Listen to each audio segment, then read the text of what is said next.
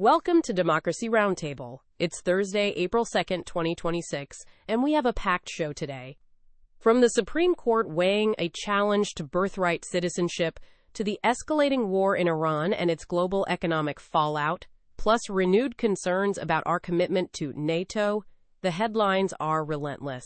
Joining me today, as always, is my co-host Amara, along with our legal correspondent Sarah, international affairs correspondent Maya, and national security contributor James. Let's dive right in.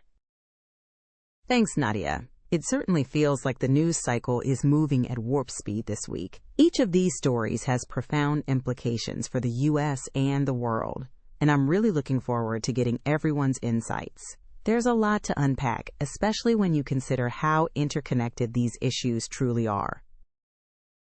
Absolutely, Amara. Let's start with a crucial development from the Supreme Court. Arguments were heard this week in Trump versus Barbara, a case challenging President Trump's executive order attempting to end birthright citizenship. This is a direct assault on the 14th Amendment, which has been a cornerstone of American identity for over a century. Sarah, you've been following this closely. What are the key legal arguments, and what are the potential implications of a ruling against birthright citizenship? Nadia, this case is monumental. The administration is essentially arguing for a reinterpretation of the 14th Amendment Citizenship Clause, specifically the phrase, subject to the jurisdiction thereof. They claim it was never intended to apply to children born to undocumented immigrants. However, legal scholars across the spectrum have long viewed the amendment as clear and unambiguous, granting citizenship to nearly everyone born on U.S. soil.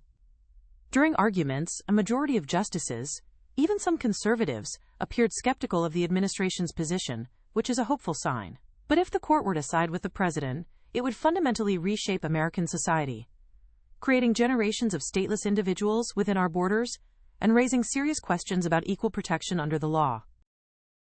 That's a terrifying prospect, Sarah. It strikes at the very heart of what it means to be American. Beyond the legal arguments, what kind of societal upheaval could we see if birthright citizenship were to be overturned or significantly curtailed? We've already seen the rhetoric around immigration intensify over the past year. The societal implications would be immense, Amara. It would create a two-tiered system of citizenship, exacerbating existing divisions and potentially leading to mass deportations or the creation of a permanent underclass. It would also set a dangerous precedent for future administrations to unilaterally reinterpret foundational constitutional principles. The 14th Amendment was passed in the wake of the Civil War to ensure citizenship for formerly enslaved people. Its protections are broad for a reason. Undermining it would have ripple effects across numerous civil rights protections. Thank you, Sarah. The legal challenges to this administration's policies are constant, and this one feels particularly foundational. Now let's shift gears to the global stage, where the situation in Iran continues to escalate.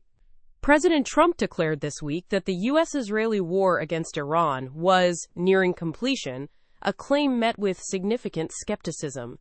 This comes amidst ongoing conflict, threats to return Iran to the Stone Ages, and declining approval ratings for the president at home. James, you cover national security. What's your assessment of the president's claims and the situation on the ground? Nadia, the president's claims of nearing completion are highly questionable. The conflict has entered its second month, and while there have been U.S. and Israeli military objectives achieved, we're still seeing missile exchanges and casualties. The rhetoric, particularly the president's threat to return Iran to the Stone Ages if a peace deal isn't reached, represents a significant escalation. It's a dangerous statement that not only raises international law concerns, but also complicates any potential de-escalation.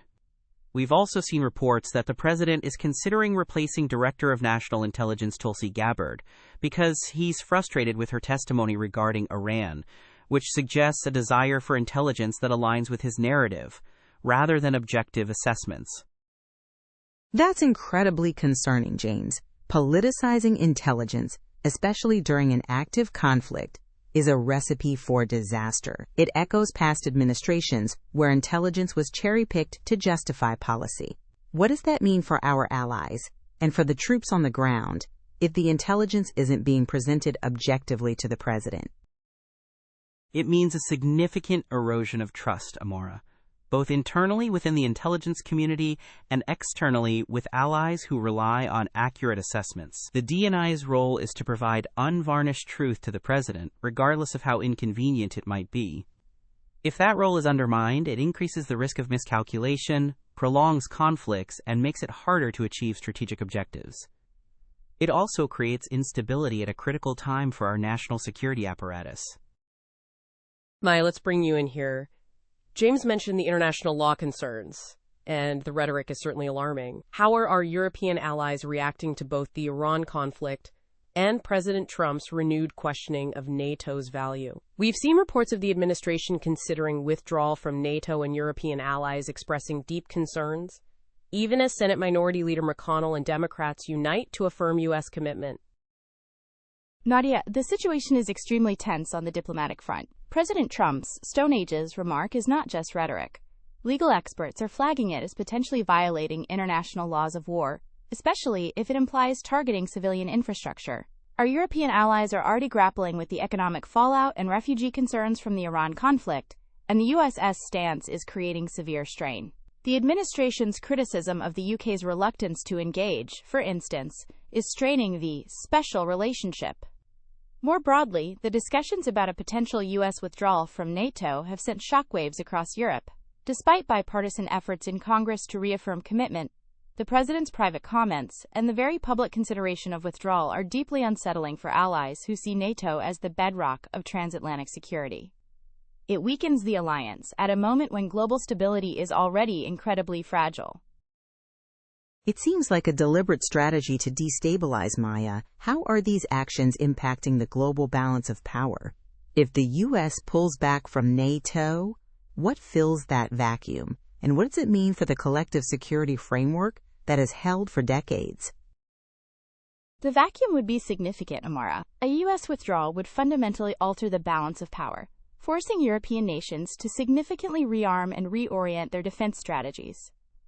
It would likely embolden adversaries and could lead to a fragmented security landscape, increasing the risk of regional conflicts. Allies like Germany and France are already discussing strengthening EU defense capabilities, but this is a long-term project. In the short term, it creates immense uncertainty and could push some countries, like the UK, to seek closer ties within the EU bloc for stability, further complicating global alliances.